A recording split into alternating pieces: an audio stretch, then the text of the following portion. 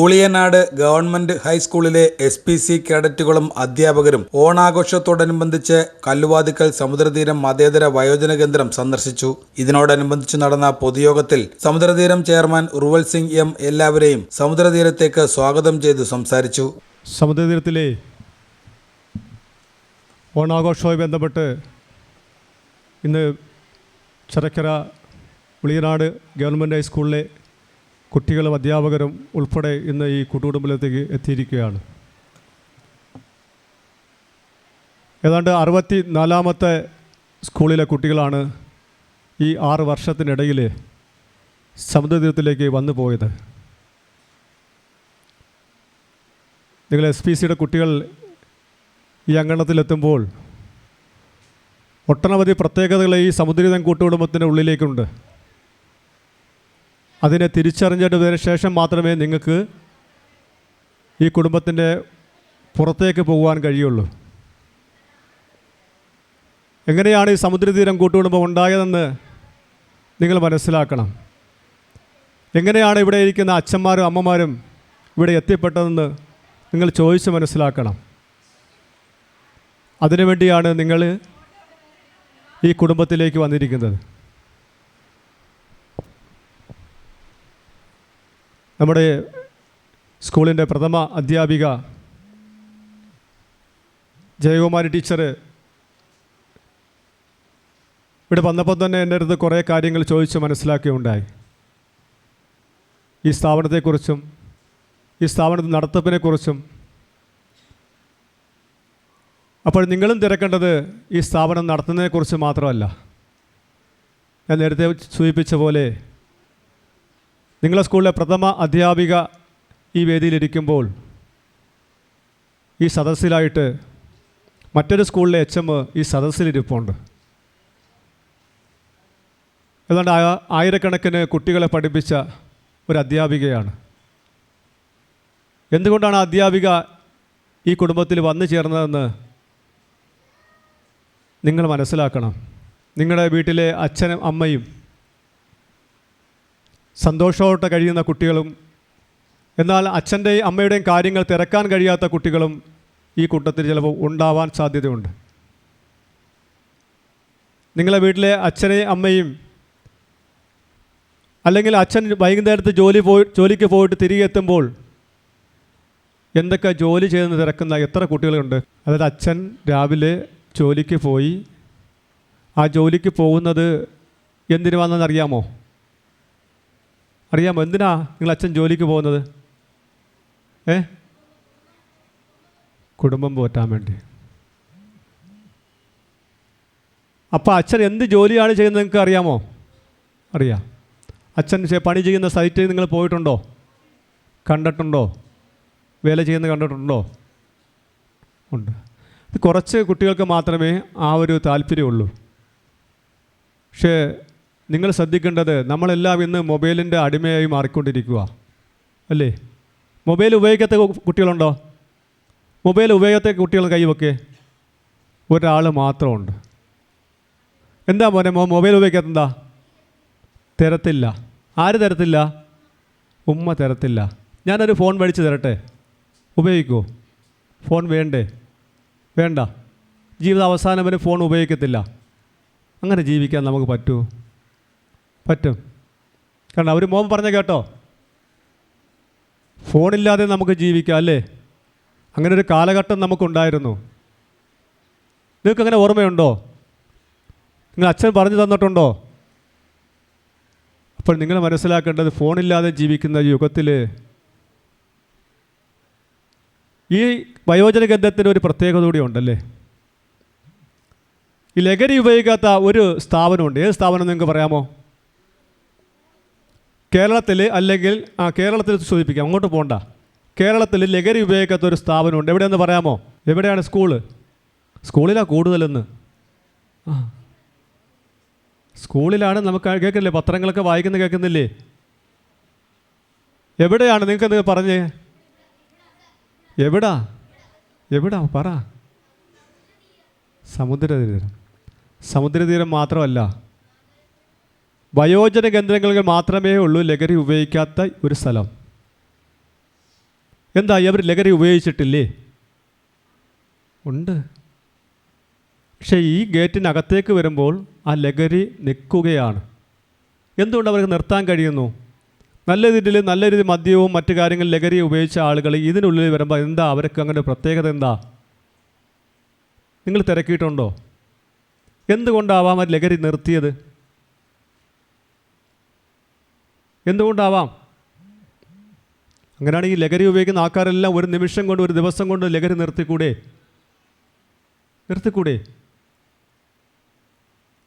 അപ്പോൾ അവരിവിടെ വന്നത് അവരെ നോക്കാനും കാണാനും ആരും ഇല്ല എന്നൊരു തോന്നൽ അവരുടെ ഉള്ളിലുണ്ടത് കൊണ്ട് മാത്രമാണ് അവർ അതിലേക്ക് പോവാത്തതല്ലേ? അങ്ങനല്ലേ? നിങ്ങൾക്കൊരു സ്കൂളില്ലേ? ഉണ്ടോ? ആ സ്കൂളിലൊരു ടൈം ടേബിൾ സമയങ്ങളില്ലേ? ഉണ്ടോ? എത്ര മണിക്ക് സ്കൂളിൽ കയറണം? 9:30. എത്ര മണിക്ക് എഴുന്നേക്കും? പല സമയങ്ങളല്ലേ എല്ലാവർക്കും അല്ലേ? ട്യൂഷനൊന്നും പോകണ്ടേ? പോകണം. എത്ര? 5 മണിക്ക് എഴുന്നേക്കോ? 6 മണിക്ക് എഴുന്നേക്കും. ഇവർ അതിന് മുന്നേ എഴുന്നേക്കണം. ഈ ഇരിക്കുന്ന അച്ഛന്മാരും അമ്മമാരും അതിന് മുന്നേ എഴുന്നേക്കണം. എന്തിനു വേണ്ടിയായിരിക്കും? സ്കൂളിൽ പോവാനാ? നിങ്ങളെപ്പോലുള്ള സ്കൂളാണിത്. നിങ്ങൾ പഠിക്കുന്ന സർക്കാർ സ്കൂൾ അതുപോലെ തന്നെയാണ്. ഇതൊരു സർക്കാർ സ്കൂളാണ്. ഞാൻ പറഞ്ഞ മനസ്സിലായോ? അപ്പോൾ അവർക്ക് രാവിലെ എഴുന്നേറ്റ് കട്ടൻ കാപ്പി കുടിക്കണം. നിങ്ങൾ അച്ഛനൊക്കെ രാവിലെ എഴുന്നേറ്റ് കട്ടൻ കാപ്പി കുടിക്കുന്നുണ്ടോ? കട്ടൻ കാപ്പി കുടിക്കുമോ? നിങ്ങളാണോ ഇട്ട് കൊടുക്കുന്ന? ആണോ? അത് അമ്മ ഇട്ട് കൊടുക്കുമോ? അപ്പോൾ നിങ്ങൾ പഠിച്ച സ്കൂൾ പോലെ തന്നെ ഇവർക്കും ടൈം ടേബിൾ പോലെ ഒരു നിബന്ധനയുണ്ട്. രാവിലെ എഴുന്നേക്കുക, കട്ടൻ കാപ്പി കുടിക്കുക, ടോയ്ലറ്റിൽ പോവുക, കുളിക്കുക, അന്നുള്ള വസ്ത്രങ്ങൾ അഴിച്ചു മാറ്റിയിട്ട് പിറ്റേ ദിവസം അന്ന് ഇടാനുള്ള വസ്ത്രം നമ്മൾ എടുത്തു കൊടുക്കും. ആ വസ്ത്രം ഇടും. എന്നിട്ട് തിരികെ അവരെത്തുമ്പോൾ കൃത്യം 8:45, 9 മണിയാവും. അപ്പോഴവർ ബെല്ലടിക്കും. ഇവിടെയും നിങ്ങളെ സ്കൂളിൽ ബെല്ലടിക്കത്തില്ലേ? ഇതുപോലെ ഇവിടെയും ബെല്ലടിക്കും. ബെല്ലടിക്കുമ്പോൾ നേരെ ഡൈനിങ്ങിലേക്ക് പോവും. ആ സമയത്ത് അവർക്ക് ഇഷ്ടപ്പെട്ട ആഹാരങ്ങൾ അവിടെ വിളമ്പും. അത് കഴിയുമ്പം നിങ്ങൾക്ക് പ്രെയറുണ്ടോ? ഉണ്ടോ? യോഗ ചെയ്യാറുണ്ടോ? എത്ര പേര് യോഗ ചെയ്യുന്നുണ്ട്? കൈ വെക്കേ. ഉണ്ടോ? ഈ സ്കൂളിലെ കുട്ടികളെല്ലാവരും എല്ലാ ദിവസവും യോഗ ചെയ്യും. എല്ലാവരും യോഗ ചെയ്യും. നിങ്ങളെന്താ അങ്ങനെ കുറച്ച് ആൾക്കാർ യോഗ ചെയ്യുന്നെന്താ? നിങ്ങൾ ആരോഗ്യം നിലനിർത്തണ്ടേ? അതിനുവേണ്ടി ഇവിടുത്തെ അച്ഛന്മാർ അമ്മമാരും എല്ലാ ദിവസവും യോഗ പഠിപ്പിക്കാൻ വേണ്ടി കൊല്ലത്തുനിന്നൊരു ടീച്ചർ വരും.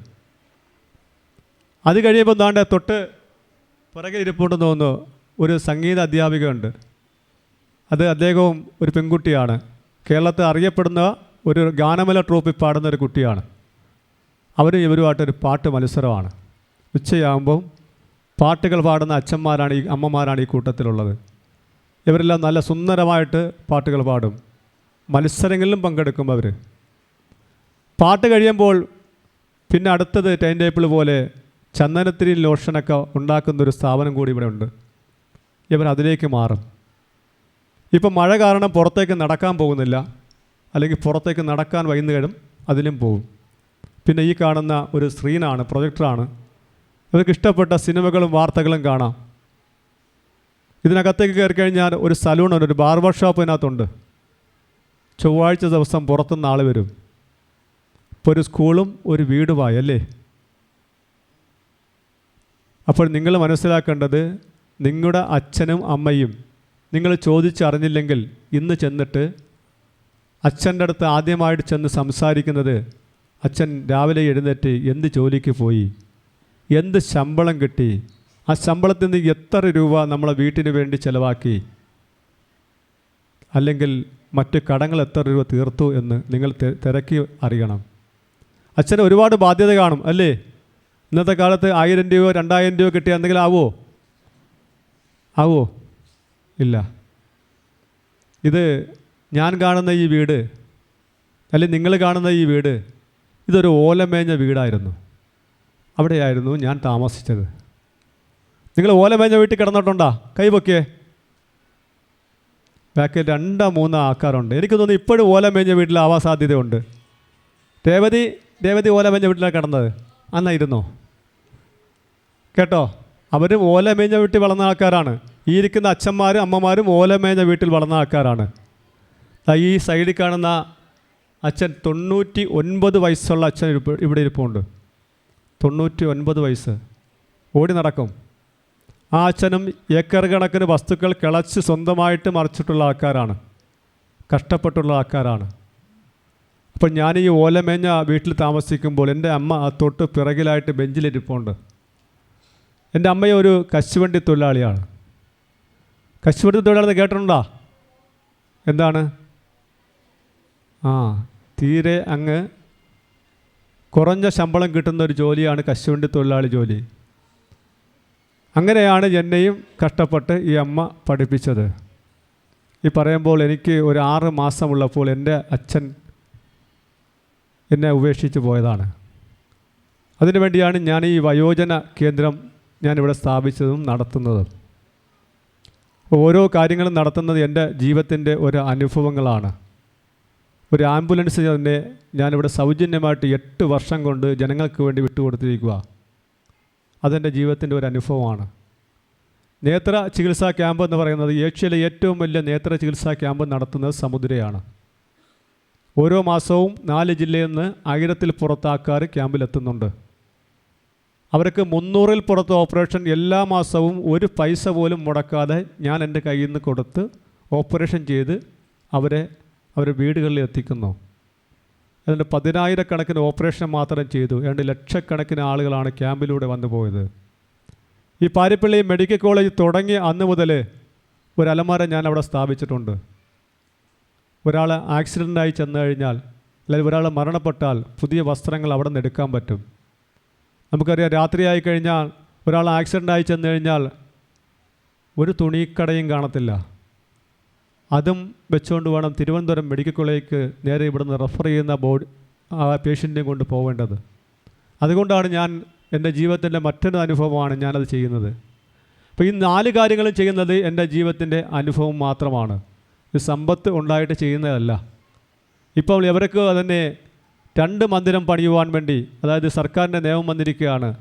സ്ത്രീകളും പുരുഷന്മാരും ഒരു ബിൽഡിങ്ങിൽ താമസിക്കേണ്ട. 5 നില ബിൽഡിംഗ് ഉണ്ടെങ്കിലും 2ആയിട്ട് മാറ്റണമെന്നാണ് നിയമം. അതിൻ്റെ അടിസ്ഥാനത്തിൽ ഏതാണ്ട് 3.5 കോടി രൂപ മുടക്കിയിട്ട് പുതിയ മന്ദിരത്തിൻ്റെ അവസാന ഘട്ടത്തിൽ നിൽക്കുകയാണ്.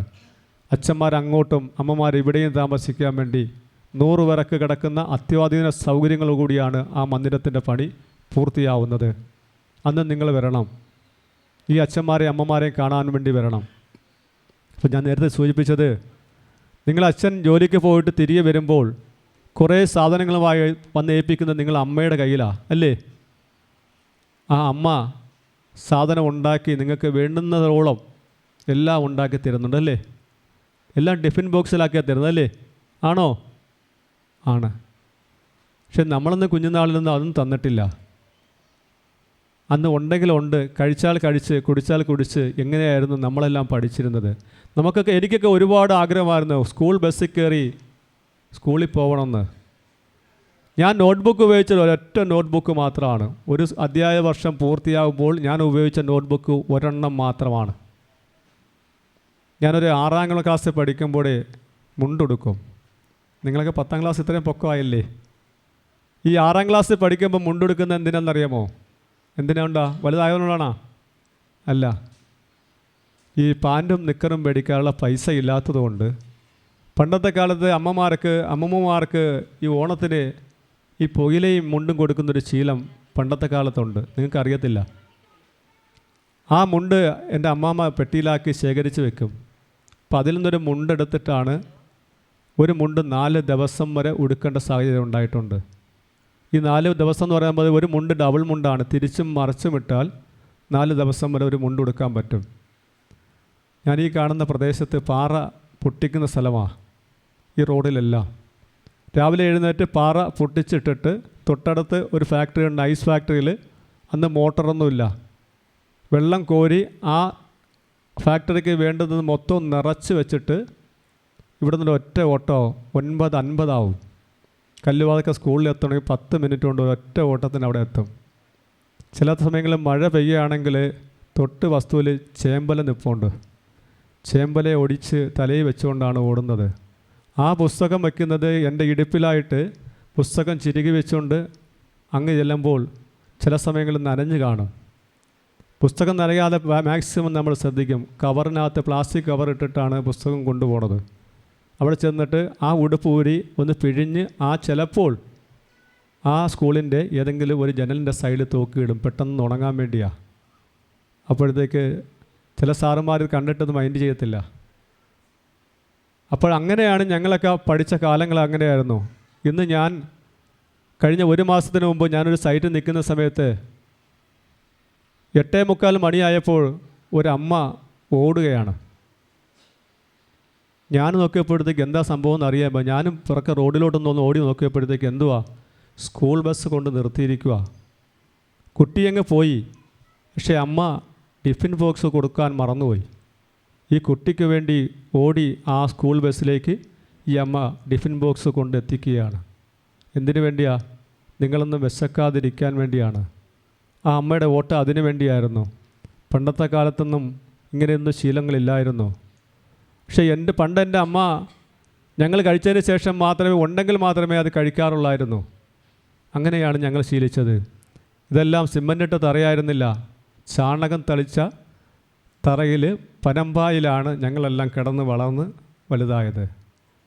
8 വർഷം, നിങ്ങൾക്കറിയാം 8 വർഷം എന്ന് പറയുന്നത് ചെറുതല്ല. 8 വർഷം എനിക്ക് ഇവിടെ ജോലി പാറ ലോഡിങ്ങാണ്. പാറ ലോഡിങ് കണ്ടിട്ടുണ്ടോ?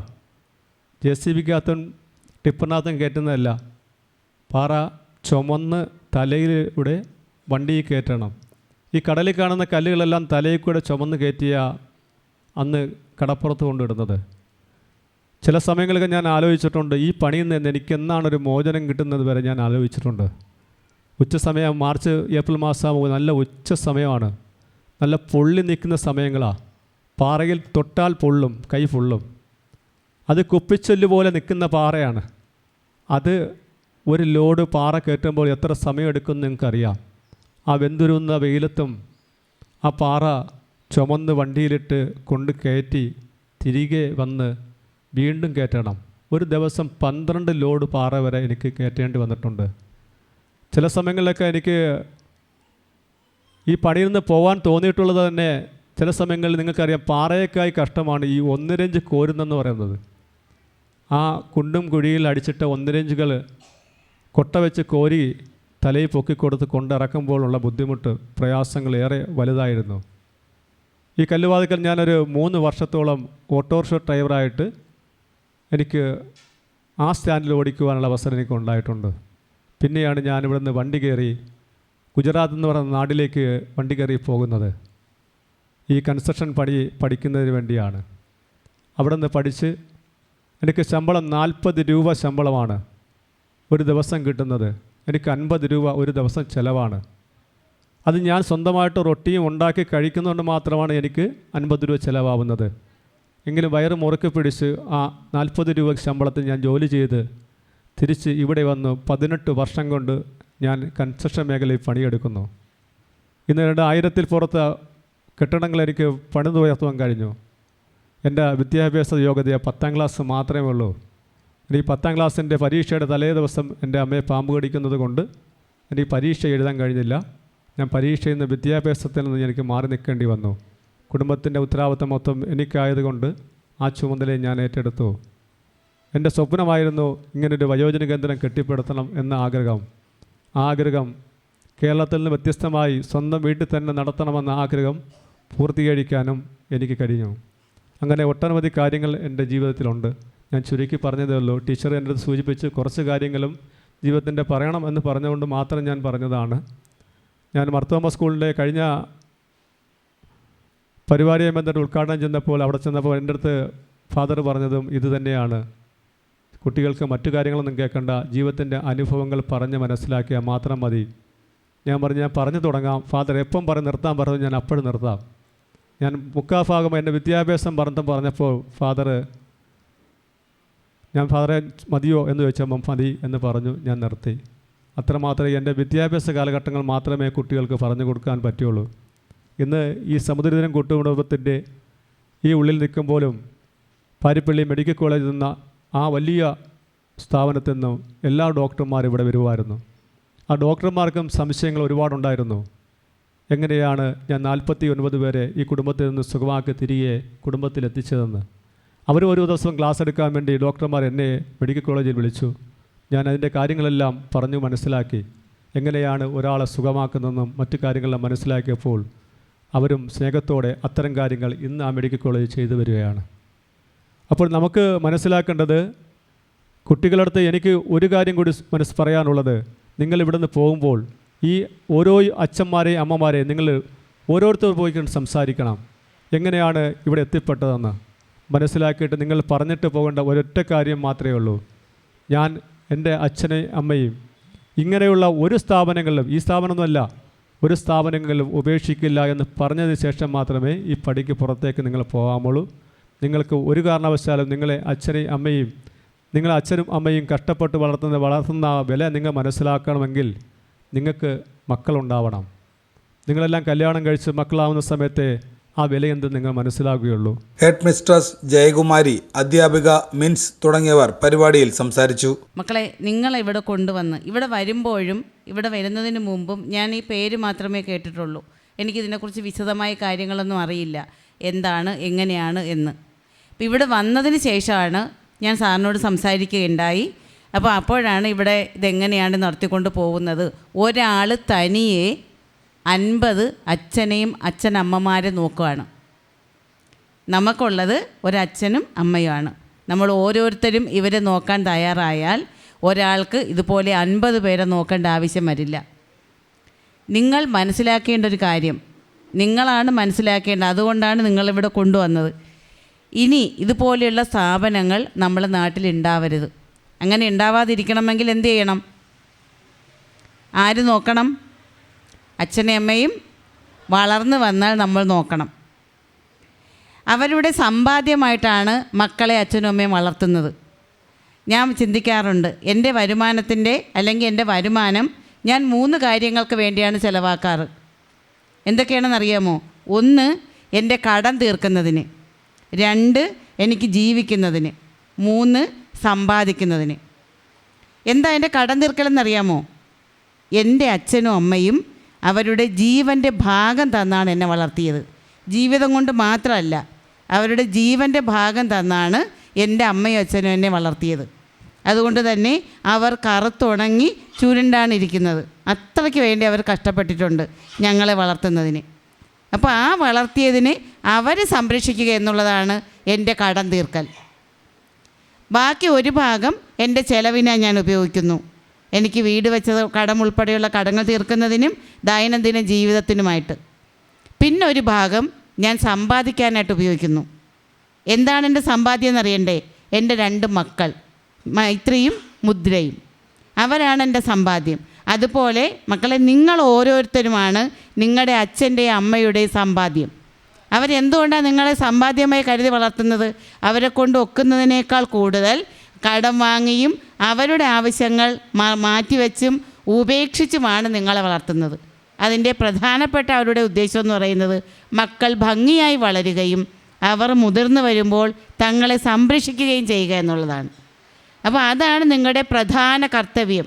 ഇവിടെ വന്ന് ഈ അമ്മയും അമ്മമാരെയും അച്ഛനെയൊക്കെ നിങ്ങൾ കാണുമ്പോൾ നിങ്ങൾ ചിന്തിക്കേണ്ടത്, എനിക്കിങ്ങനെ എങ്ങനെ ഒരു സ്ഥാപനം നടത്താമെന്നല്ല. ഈ നമ്മുടെ കേരളത്തിൽ, ലോകത്ത് ഒരിടത്തും ഇതുപോലെയുള്ളൊരു സ്ഥാപനങ്ങൾ ഉണ്ടാകാൻ പാടില്ലെന്നാണ്. എൻ്റെ അച്ഛനും അമ്മയും ഞാൻ തന്നെ സംരക്ഷിക്കും. അതെൻ്റെ ബാധ്യത മാത്രമല്ല, കടമ കൂടിയാണ്. അപ്പോൾ ആ കടമ നിർവഹിക്കാൻ നിങ്ങളെ പ്രാപ്തരാക്കുന്നതിന് ഈ വിസിറ്റ് ഉപകരിച്ചു എന്ന് ഞാൻ വിചാരിക്കുന്നു. അങ്ങനെ ആവട്ടെ എന്ന് ആഗ്രഹിക്കുകയും ചെയ്യുന്നു. അതുപോലെ ഒരമ്മയെയും അച്ഛനെയും നോക്കാൻ ബുദ്ധിമുട്ടുന്ന ഈ കാലഘട്ടത്തിൽ 49 അമ്മമാരെയും അച്ഛനെയും കൂടെ ചേർത്ത് 49 പേരെ സഹായിക്കുകയും കാര്യമായി, നമുക്കറിയാം, ഒരു 4 പേരോ 3 പേരോ താമസിക്കുന്ന ഒരു വീടിനകത്ത് കയറിയാൽ അവിടെ പൊടിയും അഴുക്കുമൊക്കെ ഉണ്ടാവാം. ഇതൊന്നുമില്ലാതെ വളരെ നീറ്റായിട്ട് അവർ നല്ല കുളിച്ച് വൃത്തിയായി നല്ലതുപോലെ ഭക്ഷണം കഴിച്ച് ആരോഗ്യവാന്മാരായിരിക്കുന്ന ഒരു കാഴ്ചയാണ് നമുക്ക് കാണാൻ കഴിയുന്നത്. അപ്പോൾ അത്രയും ശ്രദ്ധയോടുകൂടി ഇവരെ ഇങ്ങനെ പരിപാലിക്കുന്ന, അതിന് മുന്നിട്ടിറങ്ങിയ, തൻ്റെ ജീവിതത്തിലുണ്ടായ അനുഭവങ്ങളെ തൻ്റെ ജീവിതത്തിൻ്റെ ഭാഗമാക്കിയ സാറിനോടുള്ള നന്ദിയും കടപ്പാടും കൂടി ഞാനിപ്പോൾ രേഖപ്പെടുത്താൻ ഈ സമയം ഉപയോഗിക്കുന്നു. ഒപ്പം ഞാൻ മനസ്സുകൊണ്ട് 100 പ്രാവശ്യം സാറിനെ കാല് തൊട്ട് വന്ദിച്ചിട്ടുണ്ട്. ഇതുപോലെ ഒരു ശ്രമം നടത്തിയതിന്, അത് ഭംഗിയായി നടത്തിക്കൊണ്ടു പോകുന്നതിന്, അതിനകത്ത് ഒരു വീഴ്ചയുമില്ലാതെ അതിൻ്റെ ഭാരവാഹിത്വം വഹിക്കുന്നതിന്, ഇവരെ ഇത്രമാത്രം സ്നേഹിക്കുന്നതിന്. സാറിൻ്റെ മക്കൾ സാറിൻ്റെ ജീവിതത്തിലെ ഏറ്റവും വലിയ അസറ്റ് തന്നെയായിരിക്കും. ലോകത്തിൻ്റെ നെറുകയിലെത്തുന്ന രീതിയിൽ നല്ല മക്കളായി വളരാൻ ഈ സംരംഭവും ഈ പ്രവർത്തനങ്ങളും സാറിനെ സഹായിക്കുമെന്ന് ഞാൻ ഈ അവസരത്തിൽ പറയുകയാണ്. ഒപ്പം ഇവിടെ വരാൻ കഴിഞ്ഞതിനുള്ള സന്തോഷം എങ്ങനെയാണ് പ്രകടിപ്പിക്കേണ്ടതെന്ന് എനിക്കറിയില്ല. അത്രയും സന്തോഷവും മനസ്സ് നിറഞ്ഞ് നിൽക്കുകയാണ്. അതുപോലെ എനിക്ക് സാറിൻ്റെ അമ്മയോടാണ് പറയാനുള്ളത്, ഇത്രയും നല്ലൊരു മകനെ പ്രസവിച്ച് വീടിന് മാത്രമല്ല ഈ സമൂഹത്തിന് നൽകിയതിനുള്ള നന്ദിയും കൂടി പറഞ്ഞുകൊണ്ട് സ്നേഹത്തോടെ ഞാൻ എൻ്റെ വാക്കുകൾ ഉപസംഹരിക്കുന്നു. നന്ദി, നമസ്കാരം. ഞാൻ ആദ്യമായിട്ടാണ് ഇങ്ങനെ ഒരു കേന്ദ്രത്തിലേക്ക് വന്നത്. ഇവിടെ ആദ്യമേ തന്നെ ഇത് നടത്തിക്കൊണ്ട് പോകുന്ന സാറിന്, അതുപോലെ സാറിൻ്റെ സഹപ്രവർത്തകരെ, സാറിനോട് സംസാരിച്ചപ്പം മക്കളെയും 2 മക്കളുണ്ട് ഇവിടെ, ഭാര്യയുണ്ട്, അമ്മയുണ്ട്, എല്ലാവരെയും ഈ പാതയിലൂടെ കൊണ്ടുപോകണമെന്നാണ് സാറ് പറയുന്നത്. എനിക്ക് എൻ്റെ മക്കളോട്, എൻ്റെ സ്കൂളിലെ കുട്ടികളോട് പറയാനുള്ളത്, എച്ചമ്മും സാറും പറഞ്ഞതുപോലെ തന്നെ നമ്മുടെ അച്ഛനമ്മമാർ ഇതുപോലെയുള്ള കേന്ദ്രങ്ങളിലേക്ക് എത്തരുത് എന്നാണ്. എത്താതിരിക്കണമെങ്കിൽ നമ്മൾ തീരുമാനിക്കണം. ഇവിടെ നിന്ന് ഞാനും ഒരു തീരുമാനം എടുക്കുന്നുണ്ട്. എൻ്റെ അച്ഛനും അമ്മയും എൻ്റെ കൂടെ ഉണ്ട്, ഭർത്താവിൻ്റെ അമ്മയുണ്ട്, ഇവരെല്ലാം ഞങ്ങൾ സംരക്ഷിക്കുന്നുണ്ട്. അതുപോലെ നിങ്ങളും അത് സംരക്ഷിക്കാതിരിക്കുന്നത് കൊണ്ടാണല്ലോ നമ്മൾ ഇവരെല്ലാം ഇവിടെ എത്തിപ്പെട്ടത്. പക്ഷേ അവരിവിടെ ഹാപ്പിയാണെന്നാണ് എൻ്റെ വിശ്വാസം. നല്ല നീറ്റായിട്ട്, വളരെ പെർഫെക്റ്റായിട്ട് അത് ചെയ്തുകൊണ്ട് പോകുന്ന സാറിനും സാറിൻ്റെ ജീവനക്കാർക്കും 1000 ആശംസകൾ, നന്ദി അർപ്പിക്കുന്നു. എൻ്റെ മക്കളെ ഇവിടെ നിന്ന് പോകുമ്പോഴേ നമ്മൾ ഓരോരുത്തരും ഒരു പ്രതിജ്ഞ എടുക്കുക, ഇനി ഇങ്ങനെ നമ്മുടെ ജീവിതത്തിൽ ഇങ്ങനെ സംഭവിക്കില്ല എന്ന് പ്രതിജ്ഞ എടുത്ത് വേണം നിങ്ങളിവിടെ നിന്ന് തിരിച്ചു പോകാൻ. അധ്യാപകരായ സൗമ്യ, സുകന്യ, ഷാബു, വിമൽ, അനന്തരൂപൻ തുടങ്ങിയവർ സന്നിഹിതരായിരുന്നു. വിദ്യാർത്ഥികളും അധ്യാപകരും അച്ഛനമ്മമാർക്കായി വേണ്ടി കൊണ്ടുവന്ന ഭക്ഷ്യവസ്തുക്കളും നിത്യോപയോഗ സാധനങ്ങളും ചെയർമാൻ റുവൽ സിംഗ് എം ഏറ്റുവാങ്ങി. തുടർന്ന് വിദ്യാർത്ഥികൾ അച്ഛനമ്മമാർക്കൊപ്പം വിശേഷങ്ങൾ പങ്കിടുകയും വേദിയിൽ നൃത്തച്ചുവടുകളുമായി കാഴ്ചക്കാർക്ക് വിരുന്നൊരുക്കി.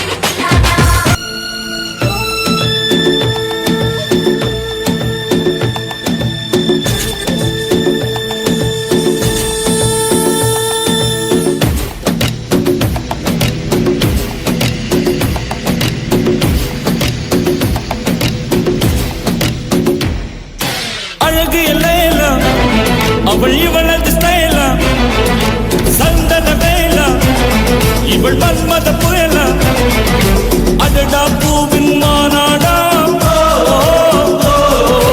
அழகுக்கு இவள் தான் தாய் நாடா. அழகிய வேலா, அவள் இவளது ஸ்டைலா, சந்தன வேலா, இவள் மன்மத புயலா, அடடா பூவின் மாநாடா, அழகுக்கு இவள் தான் தாய் நாடா. പ്രിയപ്പെട്ട അച്ഛനമ്മമാർക്ക് ഈയൊരു ദിനം മനോഹരമാക്കിക്കൊണ്ട് അവർ സമുദ്രതീരത്തു നിന്നും മടങ്ങി.